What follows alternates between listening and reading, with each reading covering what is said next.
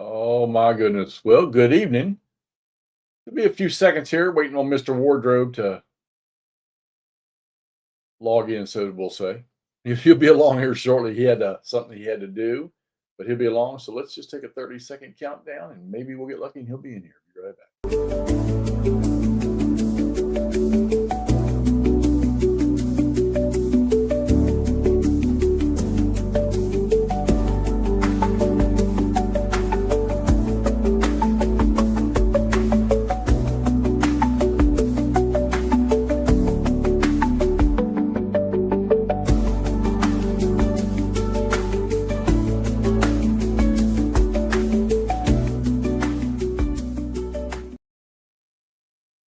Good Friday evening, gang. All right, he's not here yet, but he did message me, so I know he'll be along here shortly. So just hang in there. We kind of need him because he's the one who's got the game saved on him. And here he comes right now. So what we're going to do tonight, as opposed to playing, since we finished the scenario we were playing last night, is we want to review what we did in that scenario. And then maybe we'll discuss the next one we're moving on to, the play. And I think with each time that we play this thing, we get much more efficient with the rules. Evening, Mr. Wardrobe. You're muted. I don't even know if he's on stage yet. Let's see. Hello. There he is. You weren't on stage. Can you hear me? I can hear you. Can everybody else hear you? I hope so. Sorry about that, man. Sorry about that, everybody. Stuff happens. Hey, so while we're waiting for Todd to pull everything up here. That'll be just an hour and a half. We'll be good. Just a minute. Yeah. What are you guys playing out there in streamer or in YouTube land? What games y'all got? And while you're telling us, I decided last night, I think I may have said it, that I think the whole month of April is going to be all lock and load.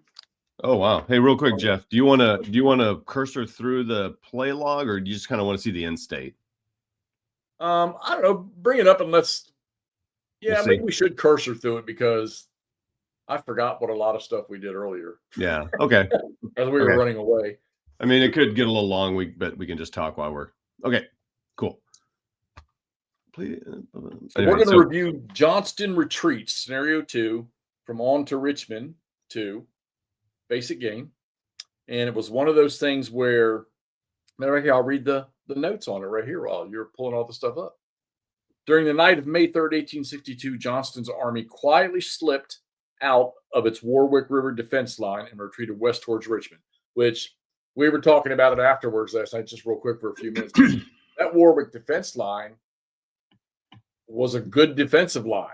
If it hadn't been for the Union having boats on those rivers on either side, had they not, which we're going to talk about that here in a minute with what we did with that.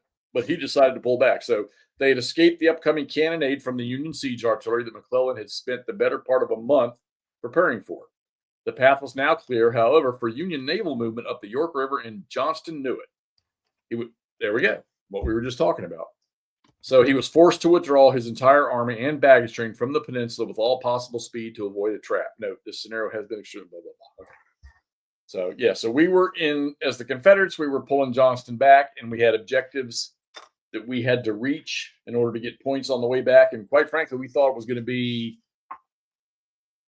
possibly not completed, not the way we had wanted. So, but we'll talk about how it ended here in just a second since he pulls it up. So Chuck, you're painting, not playing anything. I saw your note about the Counter-Strike. Counter-Strike. How about you, Toll? What are you painting, buddy? Halo? No, is that Halo or are you playing Halo? Hello, Halo. This is weird, Jeff. Shoot. Got it? Well, no, it's loaded up the. That's a bummer. You did an append, didn't you? I did, but the vlog is starting at where we started. So I wonder if that I needed to append that thing and not go. Okay, right. Well, if we can't, we can't. Okay, well, you know what? We've had to wait. This will be showing us at the state of the end. Let's look at the time. This will be showing it basically where we started last night. All right. I mean, I could load up different files and kind of go through that, but then it could be confusing. So. Well, we can probably shoot that.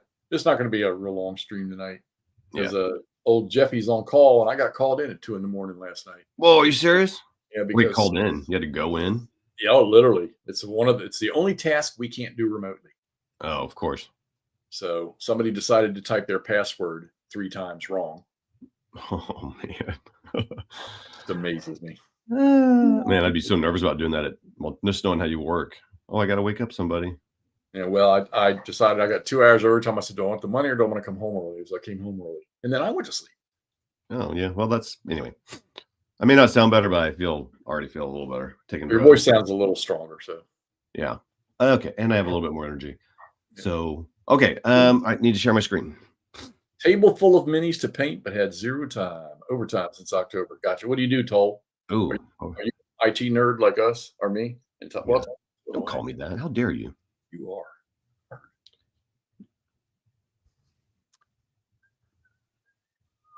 Okay, there's that. And then I'll be right back. But now we get to hear this microphone works as I go to get my glasses. Yeah. A couple of minutes. Here. A few more body. 10 bodies in here. Say hi if you're just showing up. And we're going to get started here in just a couple seconds. Try to explain what we did. Todd's got this. I don't know if he's in. I can't tell with these. He's in iOS. I can't tell if he's in Vassal or that's just an image. Guess we'll find out here in a minute. I guess that's Vassal. It looks like it. No. No, that ain't Vassal.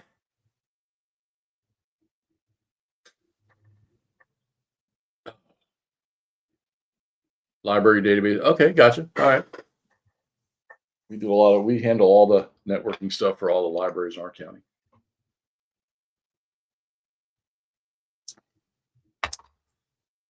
We can start here as soon as Wardrobe wanders back. Now, I will say I can't move the map. That would be cool if I could. Okay. I say drag the map down. Let's start it down near the line. Yeah. Gotcha. So it's down here actually. Yeah, we started way down yonder. And we yeah. I'm gonna zoom out. So, are you in Vassal? Yeah. Yeah, okay. So yeah. Here's Johnston, yeah, down there on the Warwick line. So Johnston, which was a very good position, but apparently McClellan loaded. It took, like I say, we read there, it took him a month to get it all set up, siege artillery, and then there were gunboats, and he had transport boats in the rivers on either side. In this scenario here, we could only have Union amphibious movement and gunboats on the York River side, and they could go up to the Pamunkey, where it splits up there at West Point, and all the way up the Pamunkey there. And there's one other river. I guess maybe the Pamunkey turns into something else. This Chickasaw? No, it's the river going north also. No, I couldn't do it on that side. Yeah, so it was those split. That made no sense up there. So well, not at all. No. So Johnston decided to pull back, which is what we had to do. And the objectives were to get the supply wagons back into those red hexagonal areas in New Kent County. Those are county centers, I guess, up there. And then get the Confederate infantry and artillery back into the county itself. Which is here. That red line. And each wagon that was in the county centers were worth 5 points apiece, and each infantry and artillery unit for the Confederates were worth 5 points apiece. And we had to get at least 46 victory points. And for a little bit there, we were wondering, boy, are we going to be able to do it? And some things happened that were unfortunate for one side and sort of made it happen. Now, there's a small area there of about 9 hexes. A little more than that, actually, but it's a blue line area that's just on this side of Kent County. And if the Union were to get 4 undemoralized units, infantry units, into those areas, they would keep the Confederates from getting 6 extra victory points, which we honestly thought we were going to need it, everything we could get. So, but as we played this thing, we realized our biggest dilemma in this game was, I think there were 2. One was Union movement, because they were applying, I guess, McClellan's cautiousness to this, thinking he was completely outnumbered. And then the decision to try and get troops on amphibious transport to move them up the river, which we managed to get one on there, and he made a big, massive move all the way up.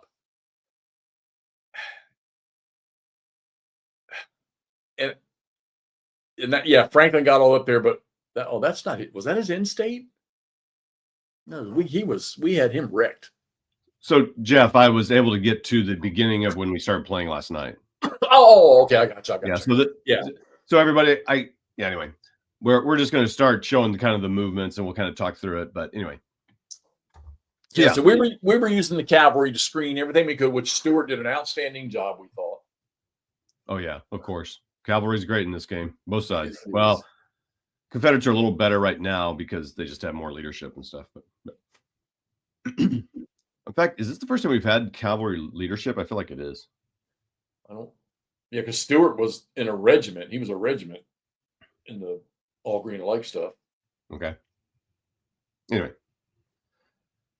So this is where we were at the start of turn 4, right? Start of turn 4, yeah. Or 5. How many was it? 5 turns in this game?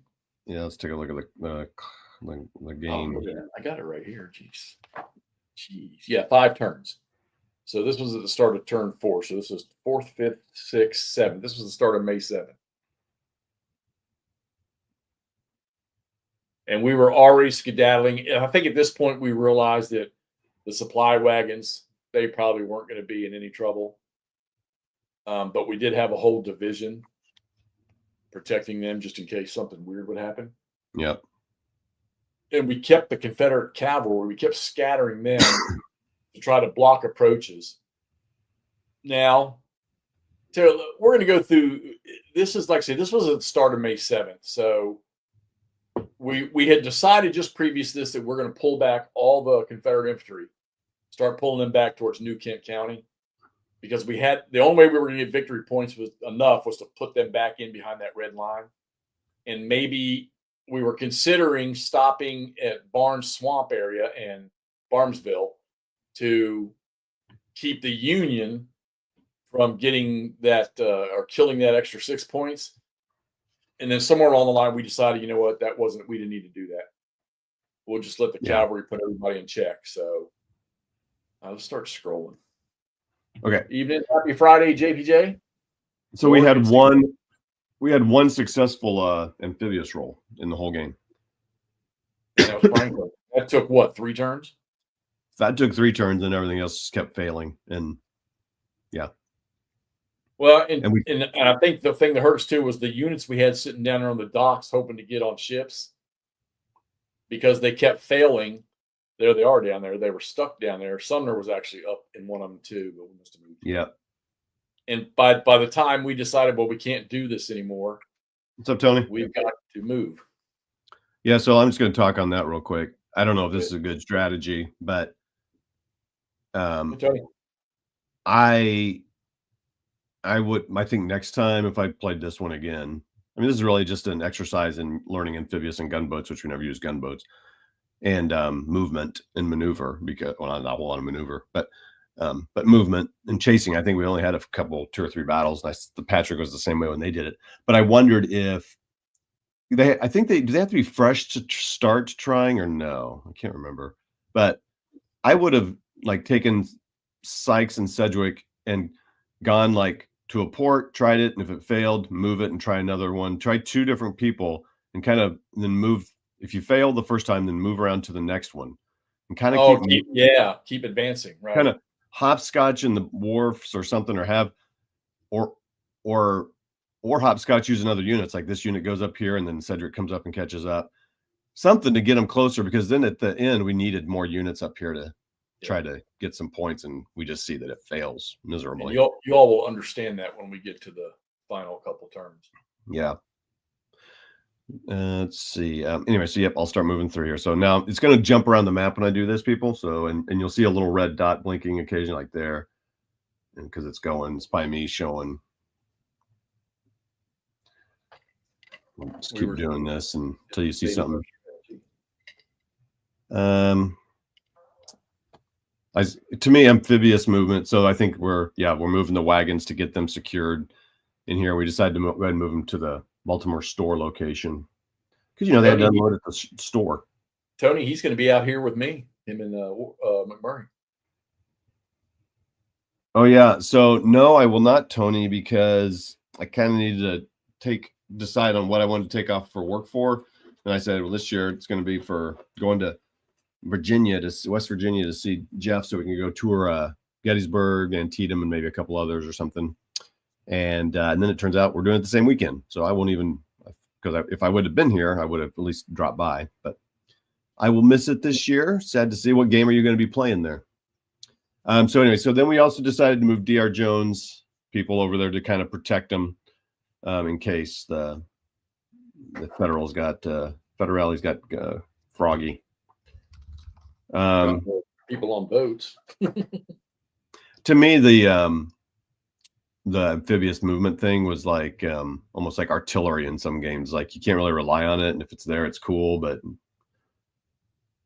I mean, or we just rolled bad, of course, because at one point I was rolling really low, getting terrible movement. And as soon as I went over to go roll for a amphibious movement, I rolled high, which was fantastic. Yeah, we had some good Union movement for one of the turns or two of the turns, but then then you just get the ones and twos. So here we are moving the cavalry back. We're kind of backing off a little bit to get up at least to the blue line, because like Jeff said, when we started, we were a little nervous about getting the units in there. Yeah, and we pushed Keys pretty hard. He was really the only one that. Yeah, you really need two groups. What is that? What is Keys? Is that a division? 4th Corps. That's a corps. Fourth. Yeah, I think they were. Yeah, I think they were corps then. Yeah. All right. Well, we needed more corps than just one up there taking care of it. So you couldn't drive the wagons. You didn't want to risk driving the wagons into the 3rd fatigue, because otherwise you have to run an extended march, and if they lose any, I think you'll lose it. Yeah, and we kept him with DR Jones, which got a +1. Yeah, +1 for movement. So we only were moving them 2 times a turn because we didn't want to risk it. We didn't think we didn't need to. You don't need to risk pushing them too hard, unless of course you're getting bad rolls, or the Union. I kind of wonder if the Union Cav, which we had more cavalry in this for the Union than we've ever had, and I kind of wonder if they, and I think we would have tried, but we did a pretty good job of screening the roads against them as well. I was trying to think maybe the Union Cav needed to get to the rear to slow down them, and maybe there's a way, but we didn't see it. Well, and the terrain was very pro. Oh, I mean, you're almost literally jammed up in this area between the York and the Chickamauga, Chickahominy or Chickahominy. Okay. I mean, and then even moving on the roads, if you were trying to get units stacked up, the woods and the strength of the unit just killed that. Yeah, because this is also the scenario where we've had the most manpower on anything, both sides. Yeah. Oops. See, someone was taking a move back there. Yeah. Let's see. I didn't make notes of what we were rolling for, but I failed to roll. And then we haven't mastered that yet. We'd be all night playing if we tried to type in everything. Yeah, I mean, that's why playing it live though. So yeah. Maybe we don't need to worry about that so much. Nope, there they are, fatiguing out, failing both their things. The Sedgwick is who I'm talking about over here. Oh yeah, that was terrible. We rolled between the two of us on the last 2 turns. We rolled so many 1s and 2s. It wasn't funny. Except for when we get minimum of 2 movement points. So except for when it's time to load up on the boat. Yeah, we couldn't do it then. So we do have Heinzelman, McClellan moving up, thinking they're going to do something because they were way back there though. So you can see there's just not a whole lot of battle, which is kind of cool. It's kind of a fun, different exercise. And as Jeff said, a lot of it's like timing your forces. There's one time a little bit later here, and I think we did it a couple times. Jeff, I just remember it was you. Not that I didn't do this either, but you moved a unit and then realized you should have. Oh, it's after that battle. We'll do it. You should have advanced the guy. You didn't. Yeah. Johnston. Yep. You should have advanced him because then it cleared up the road. So there's almost like a bulge game. You can really, and if you make that mistake with the Union's movement ability, Explain the dice roll thing movement for the Union too. The dice roll. Yeah. Okay.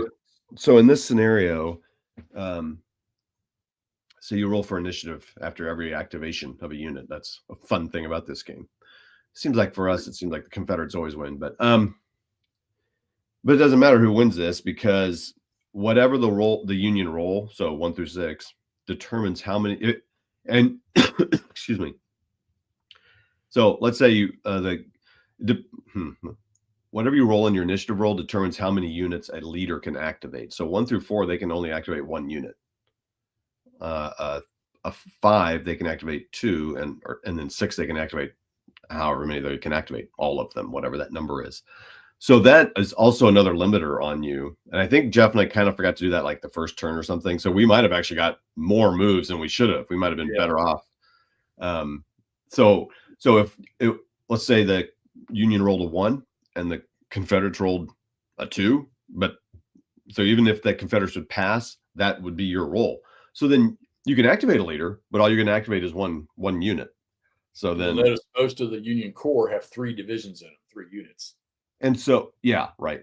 Now you get to decide that. So if it is in fact a 1, then that's when you're going to activate a cavalry unit or an artillery unit or an independent unit that doesn't have a leader, because then you're only going to be able to move them 1 at a time anyway. So you have there is some, you're not completely stuck when you get a roll like that. But what if you are rolling lots of 1 through 4s as the Union in your initiative roll? Well, then you're screwed. Yeah. You just don't get the advantage of that. Now, that doesn't affect grand assaults, because you can still activate people, but it would affect assaults though, right? Because you can only attacks on the move. Okay. Yeah. So the assault based off the leaders. It was only march orders. Yeah. That effect. Okay. I'm gonna keep cursoring through here. It is Nord, but if you read the I think it's in the master scenarios or the core rule book, it talks about there's certain scenarios or certain periods during the war where that rule is applied to Union, the number of forces of Union.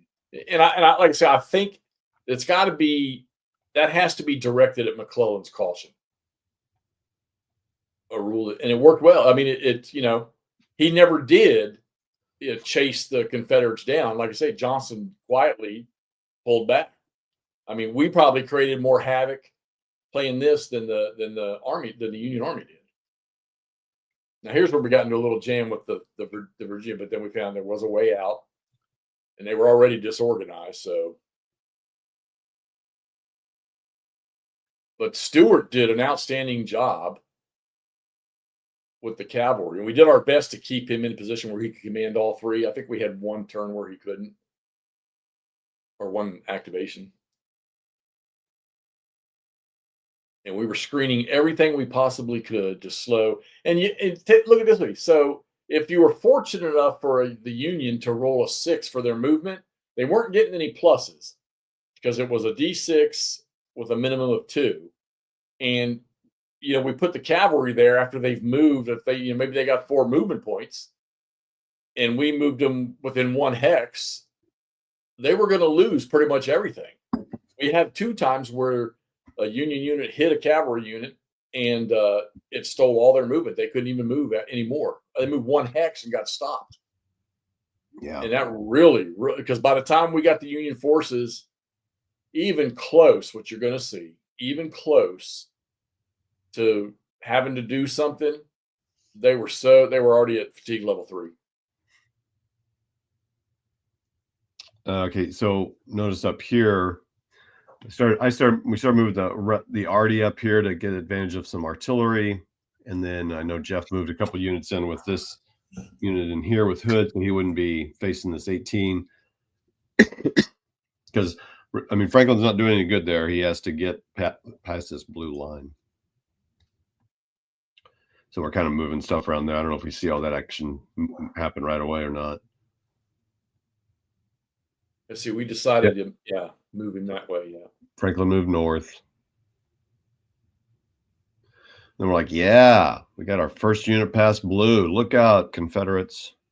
3 more to go. This really gets interesting from this point on. Sumner. It's moving everybody up. I mean, it's what you got to do. I mean, you can just look at the amount of hexes we're moving these things. They are not moving very fast. Well, that guy, Artie Rez got a good one. Yeah, I think that was back to back on them, wasn't it? Yeah. And you got to remember to pass through these units that have strength, it's going to cost more movement points. And the Union just, you got 18 strength points or 17, it's like +3 additional. +2, +3, +4. Yeah, the Union Cavalry after this point, they just had no. Did we even use them for anything after this? I think they just got in the way.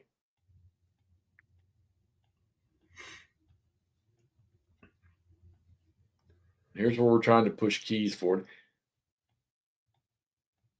And I think it was right about in here we decided, okay, we don't need to sit on that blue line as Confederates. We'll pull them back behind the red line in the woods, and then I think we reversed the process with the cavalry, brought them back to the front to slow the Union down even more. Yeah, I'm gonna drink here a second. Because there's a point where you want to keep the Union out of the blue line. Yeah, we were thinking about that the whole time. Because it's 6 points, but really, in the big scheme of things, it's only 6 points, but it is 6 points, especially if you've been losing.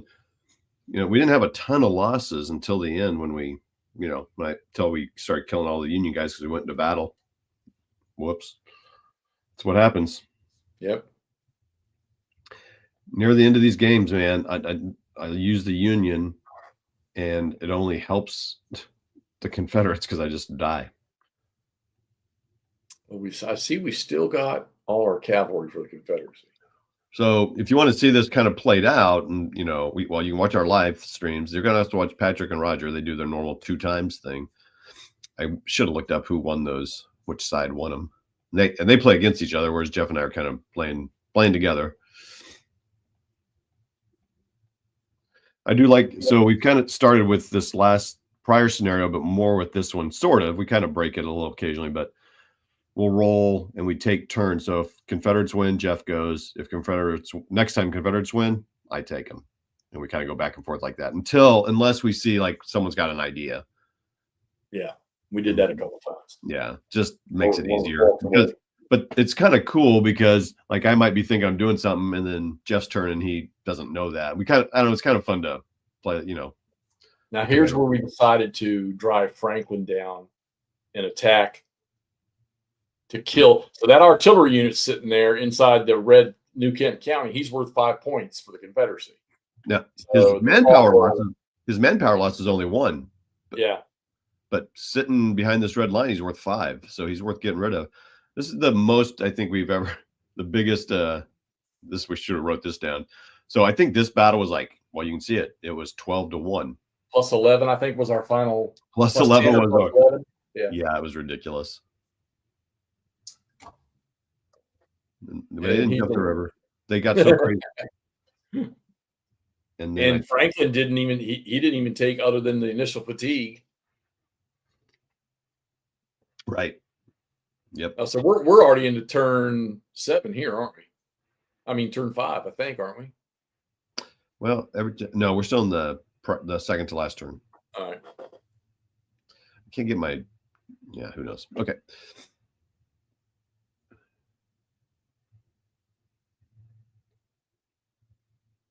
Yeah, now we're pulling behind the red line, like Jeff said. Yeah, I think this is turn 5 because everybody was flipping to green. Oh, okay. Because Franklin wouldn't have been green if we were still in turn 5. This is Great Campaigns of the American Civil War. I'm going to assume that's David. Oh, hey, what's up, Lock and Load? Oh, yeah, too bad they weren't here for what you said that you're doing in April. Oh, yeah. So I think I told Devin, but David, if that's you, I think all of February or April is going to be nothing but lock and load games for me the entire month. Dang. You can just say this month brought to you by Lock and Load. Yeah. Oh, look, Franklin's getting saucy, getting deeper in. Yeah, I thought I would try to get behind Dr. Jones or DH Hill there, and we were going to get other wonderful Union forcemen. Look how far Dr. Jones moved. I think he rolled a 5+1 on that one. Yeah, maybe a 6. Oh no, you rolled that one. Oh no, this is where you were moving, and we decided to move him down the other road. Yeah. No April Fool's joke. That's what I'm going to do. Matter of fact, tomorrow night or Monday night, I'm going to be playing with Sean, some point blank on Monday night on Vassal. That's cool. All right, so you can see what we've done here. Good job, Union. Yeah, good job, Jeffy, for doing that. Well, yeah, but had to do something. If they were right up there next to Smith, they could have done the same thing. I mean, and it would have been worse for them. No, I think we just anyway. So we decided here that we were going to go ahead and get our 5 points back by destroying Franklin, I think, shortly. Well, not yet. We're still adjusting. Stewart doing his job again. Now he's pulling back. And Keys has got 2. So now there's 2 Union units. Oh, and the Union units can't have to be organized. Or not demoralized. Which was it? Not demoralized. Oh, yeah, because demoralized is harder. We moved McClellan up there, thinking we were going to do some sort of cool grand assault maneuver. Yeah, well, whatever. We were doing everything we could to get something in there. So that's where we're talking about. Like, well, if you move him here, then we're gonna, part of this is learning how to play it, and yeah, we try not to take too many things back, but occasionally we're like, well, that's okay. I think we had an attack against Franklin there. Yeah, remember this took us a few minutes to figure this one out. Yeah, he had to retreat. He took 4 losses just in the fight. Chris Long, how you doing, buddy? See you, Nord. Oh boy. Hold on, my window got all funky. Looks good on this end. No, it's I don't know what to do. Some of my windows kind of disappeared on me, and it's like the most crucial window here. So how do I get that back up? I know that's an Apple. I can't help you with that. I know it's kind of a weird thing about Apple. Like, oh, is this it? Well, that's not the one I needed. How about that one? There we go. Oh, that's cool. Figured it out. Okay. Yeah. So yeah, they demoralized. So they were. Unfortunately, we were able to find a retreat path. Yeah, if we did it right, it's very interesting that it worked. Yeah, and he didn't. He loses 1 more strength point. So I remember I took him that one. Then you figured out we can't go into the swamps. Yep. And so we countered that and took the secondary. And he loses 1 more strength point here somewhere. There, because Smith has a road there. Right. That's right. Yeah, and you had that split, that slash on the chart. And he fell into that slash where he lost 1 more strength point. And he got it. And now at this point here, we realize there's no more threat on the northern part of the Confederate line. Yeah, because he's red. He can't do anything. Literally can't do anything. The only reason the Confederates might have gone after him is to get more strength point losses, but they were fun. So we've had 2 successful attacks, 1 on each side. Franklin against that artillery, and then this mass. And we only got 2 Confederate units to participate in that attack, but we had the flanking bonuses. Whenever you see that clicking around, it's Jeff and I talking about, okay, how about here? How about here? I don't know why we're flying around with Stewart, but something figured something out. No, I make that boo-boo here with Smith. Here it comes right here. So look what I do with Smith here, in that I move them down. Out of the county. And the whole point is to have them in the county. Yeah, but I mean, there's two of us playing here. We both could have noticed that. That'll be freaking. That's a shame you can't ban anymore on freaking YouTube. You can't what? Oh, I know.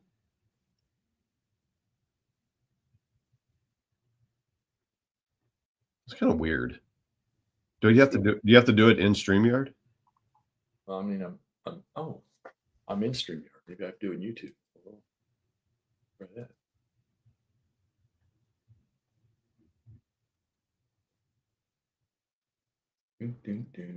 Sykes moves up, forces third them back.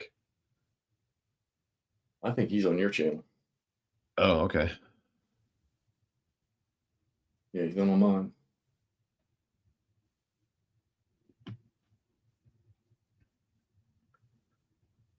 Oh, good job. All right, so they pushed the third Virginia back. Smith, he's just talking. I don't know what we're doing here. I think we're probably counting. Sumner activated his boy. Yeah, we were still trying to get troops in there. So part of the problem is they're so big that you needed to move into this hex here with Couch in the woods. Even though you're on a road, it's +4, so it's 5 movement points to move into that. Well, for Pete's sake. And you had to be right next to him and hope you rolled a 6. Well, but you don't have to worry about because you can always minimum move 1. But if you have any distance, you're not going to make it in. Yeah. No. Oh, yeah. Good point. Yeah. That's right. I forgot about that. Which is what I do at one point. I was like, oh, yeah, I can just move 1. So, see, we just could not get nothing in there. So we backtrack to say, okay, gotta keep your road. So that we took that back. And actually, we should have taken that strength loss off there. That's funny. We shouldn't do that. We try not to do this very often, but it was like, no, you wouldn't move this guy because it was like, yeah, I think we kind of realized the movement stuff. It doesn't matter in the end, but helps us. Yes, I mean, if you think about it, we put for tactically for the Confederates, we did put them in good defensive positions. I mean, how could you not in that down there in those bayous and swamps? So it looks like we do a combat here, and the Confederates win with a roll of 5-2. I don't know what the modifier is because again we didn't type it out, but you can see some strength points on Couch starts going down. Yeah, they took some losses. Oh, but they didn't have to run away. That was it. Yeah, remember we tried it again. I can't cursor through anymore, so we're done. Oh, we must have done. So what happened there was we did one grand assault with McClellan. Yep. And it didn't drive the Longstreet out, but everybody that was participated had gotten to fatigue level 3. So we thought we were done, and then we were looking at the cache and said, wait a minute, they can still go one more time. So we did it one more time, and I think the second time was even a worse failure. So that's when we realized, this is the last turn. We weren't going to get any more forces up there to help create another attack, and all these guys were going to be spent. Matter of fact, we didn't even finish the fatiguing on them because it was over. They would have been red. Everyone in the stacks would have been red. So. And that's where we determined that, there's no way. The Confederates, and would we end up with 50? Now, the Union did have 4 undemoralized units in that box. Yeah, 55. The Union in the Confederates ended with 61, minus that 6, 55 total points, which is a Confederate substantive victory. We had a decisive for a while, but so having those troops helped in that case. But so I mean, it was it was closer than the final score says, but yeah. And again, I think Jeff and I cheated definitely in the beginning because I don't think we did the initiative roll correctly, but in the first turn or two. Yeah, well, we're still there, but like we got far more efficient with this, and I think with each turn that we play, we start to build. It's just I think what we're finding now is keeping up with the add-on rules for the scenarios. Yeah. So Chuck, you were on last night, and you noticed that. You were kind of like, oh, there's a lot of. It's where you get the crazy rules is by each scenario, and then when you get into the campaigns, like and then like the rule where it's the initiative roll, you got to remember that. Which little things to remember. You would think Jeff and I would do better because there's 2 of us playing, helping each other out. So it's kind of funny. But it's still super fun to play. I mean, we're not going to go to the GCACW tournament or anything. So we're not this week. We enjoy the way we play here. Oh yeah, next scenario for the book at JPJ. We'll talk about that in a little bit. But yeah, we're just trying to make our way through chronologically. We'll see how far. we're basically just playing the basic games. We'd love to try a campaign. I think it's a little intimidating to play a campaign, but I think we should try one at some point. But yep, yeah, in the future, we will. All right, so let's see. So the big picture is, I think you already said this, Johnston did retreat. I mean, that was the whole, he won the scenario, right, in real life. Yeah, so yeah, more or less. I mean, I don't know if it was what kind of victory it was, but yeah. What else? Yeah, I said the leapfrogging and the for the amphibious movement. Oh, we didn't do detachments, and we really should have done that because that would have been a new rule for us to learn. So can you explain detachments real quick and why we should have done that while I blow windows? Yeah, so your numbers were limited to get on boats. I don't remember off the top of my head what it was. It was so many strength points and stuff, but most of these Union units, like you can see, they're 17, 18, 19 strength points in them. But in this game here, you can, in the system, you have detachments where you can, they're called, I guess they're listed as subunits, where you can break strength points out and then separate them out into their own formation. And we probably would have needed to do that to get them on those boats up there. But hell, we couldn't pass the damn rolls to get them on the boats to start with. So we got Franklin on, and we had we had 2 divisions and 3 divisions sitting over there trying to get them on boats. And we talked a little bit about how we think that may have cost us an even close chance of getting a victory as a Union because we left those units down there on those docks. And like Todd was talking when we first started this about, we should have leapfrogged them up the docks, kept them on the move. But of course, when these guys would attempt to roll before they even rolled to get on a ship, you had to fatigue them.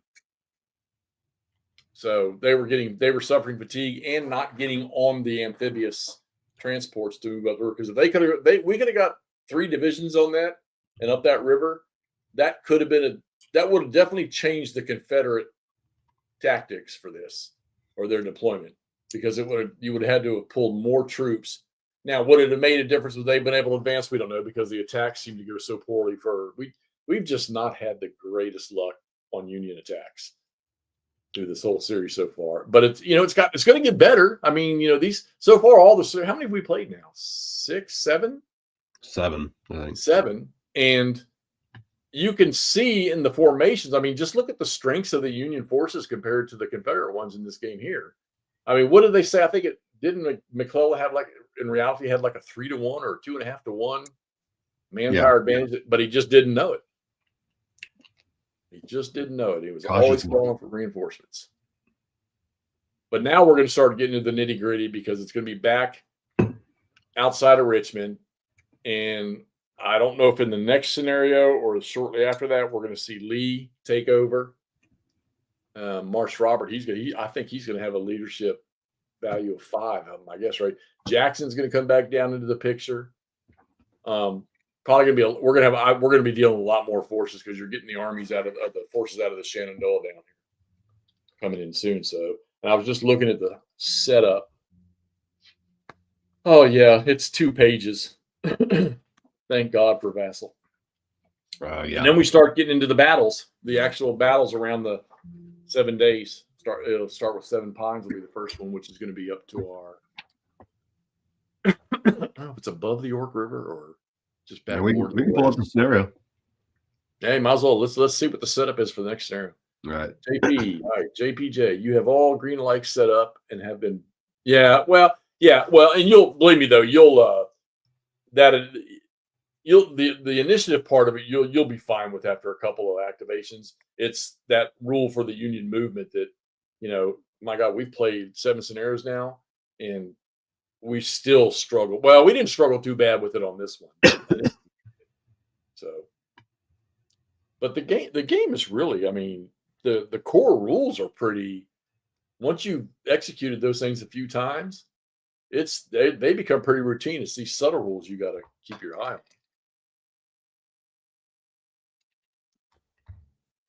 So our next scenario is going to be called the gates of Richmond. On May 17th, 1862, Irwin McDowell received authorization from the Secretary of War Stanton to march south from Fredericksburg with his First Corps to join McClellan. The only stipulation to which McDowell objected was that First Corps must wait for Shields' division from the Valley to arrive from the Shenandoah before departing to join McClellan. The scenario simulates what might have occurred had McDowell pressed Stanton to let First Corps move south immediately without waiting for Shields and let Shields follow in his wake. Had this occurred, McClellan would have been presented with a golden opportunity to take Richmond. But as we know, that did not happen. So this next scenario is actually going to be somewhat hypothetical.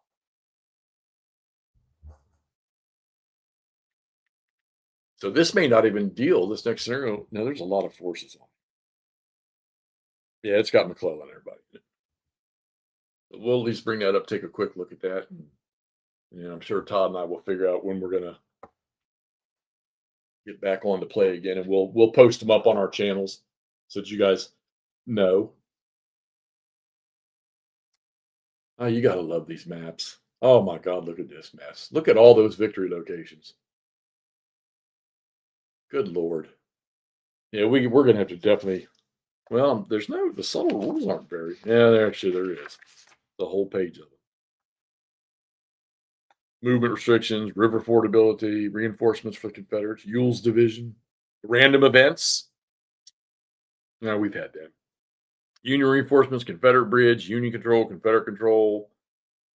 And the victory conditions are, we got some 20s and 10s and 8s in there for this one. 36 objectives. Good God Almighty. The whiteboard's going to be busy in this one. You're muted. You're muted, Todd. Again. Sorry, just trying to keep my gross sounds off the thing. So yeah, it looks like so. I guess. Well, so we're going to see where I guess Jackson sort of fails. Look at that. Look at McDowell. Right there. 18s. It's nice to see. Some Cav. I mean, this is the biggest map we've played on. God, it's a lot. Look at this guy way over here. 9th Virginia. Way over here.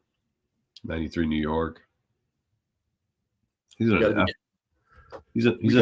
close to Stewart's flank ride or ride around the Union. So there's some Union. Are they both in points? Let's see. What's it say? It's the Union victory points are tallied. So it looks like only the Union is getting victory points. They get 10 points per each city hex of Richmond. Well, it must tell you something. For the Union to get a marginal victory at all, 20 points. Well, that means it's going to be tough. Yep. That's going to be tough. Wow. Well, look at all the fortifications around Richmond.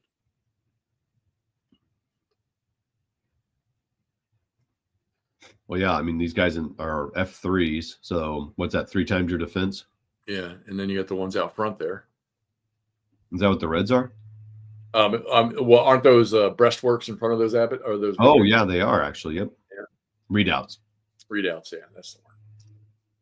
Yeah, I mean, this is it's pretty wild, and it's I think the longest one we've played. Yeah, this one's been 7 turns. Yeah. And this is going to involve a lot of movement. Of course, after we go through the stipulations there, well, the Confederates have movement restrictions. I don't see any for the Yanks. This looks as weird. So we got 1, 2, 3, 4, 5, 6, 7 turns. What's cool is, Jeff, it looks like we have a night. No, what is that? What's the May 30th turn? There's a night turn? No, that's not what that is. Oh, yeah, I can't see it. You got the... well, that's weird. Oh, I'm only sharing my screen. Shoot. Well, yeah, I thought I'm sharing the whole screen. You should see that. Share screen. Oh, share window. No, that's not right. Huh. I'm pretty and I know it.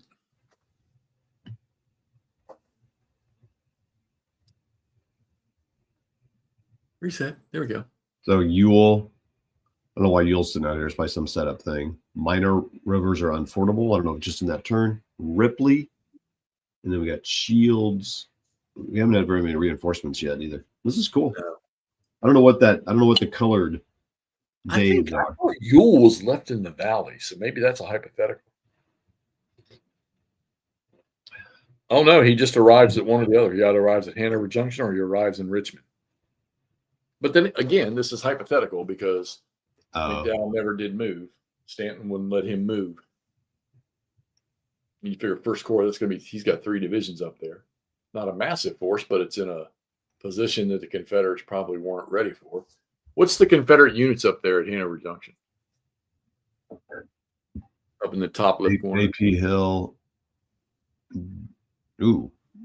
20. Oh, you got 21 with Anderson. Okay. Whew. Dadgum. Yeah, it's amazing in this game here. So, all right, Chuck, we're getting ready to get off here anyhow, Chuck. But yep, you go watch some Grand Chittens. So I mean, yeah, you don't necessarily have to have a massive amount of strength points on the defense if you're in the right spot. And of course, most Confederate leadership values in this stage of the war are far better than the Union. So you're getting those pluses. Artillery is hard to get a bonus on artillery. Extremely hard to get a bonus on artillery in this game. And your cavalry can just raise hell with Union forces all day long. And I'm assuming we still have the Union movement problem. Oh. When does that end? Confederates have yeah, but when does the core rule Union movement thing? When does that end? Yeah, I'm just looking here.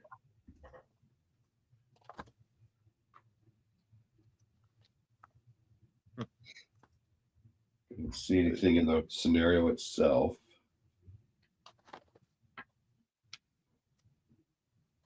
Yeah, no, it was back in leader activation.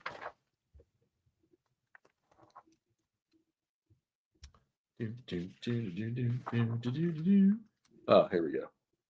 Let's see. Leader, he's limited and on to the Richmond if the Union player is performing it. So yeah.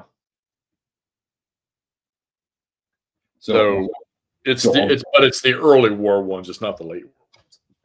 So all these I'll be all the basic ones though, right? All these scenarios in 1862. Okay.